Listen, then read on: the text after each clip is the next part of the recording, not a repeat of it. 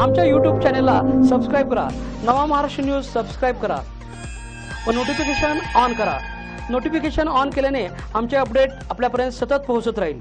इचलकरंजी नगरपालिकेच्या उपनगराध्यक्षपदी अपेक्षेप्रमाणे भाजपचे तानाजी पवार यांची बिनविरोध निवड झाली आहे। या पदासाठी अर्ज भरण्याच्या मुदतीत पवार यांचा एकमेव अर्ज दाखल झाल्याने आजच्या विशेष सभेत त्यांची घोषणा होण्याची औपचारिकता बाकी होती। सभाध्यक्षा अलका स्वामी यांनी ही निवड जाहीर करताच समर्थकांनी जल्लोष केला। नगरपालिकेच्या सार्वत्रिक निवडणुकीनंतर भाजपने सत्ता स्थापन करताना राष्ट्रवादी आणि तारा राणी आघाडीला सोबत घेतलं होतं। त्यावेळी ठरलेल्या फॉर्म्युल्यानुसार उपनगराध्यक्षपद पहिली 2 वर्ष तारा राणी आघाडीकडे होतं। सरिता आवळे यांनी आपल्या उपनगराध्यक्षपदाचा राजीनामा दिल्यानंतर निवडणूक कार्यक्रम जाहीर झाला होता।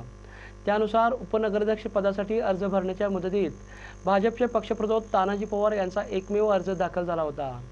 त्यामुळे आज नगराध्यक्षा अलका स्वामी यांच्या अध्यक्षतेखाली झालेल्या विशेष सभेत पवार यांची उपनगराध्यक्षपदी बिनविरोध निवड झाल्याचं जाहीर करण्यात आलं। या निवडीनंतर नगराध्यक्षा स्वामी यांच्यासह सत्ताधारी पदाधिकाऱ्यांनी त्यांना शुभेच्छा दिल्या। समर्थकांनी गुलालाची उधळण आणि फटाक्यांची आतषबाजी करून जल्लोष केला।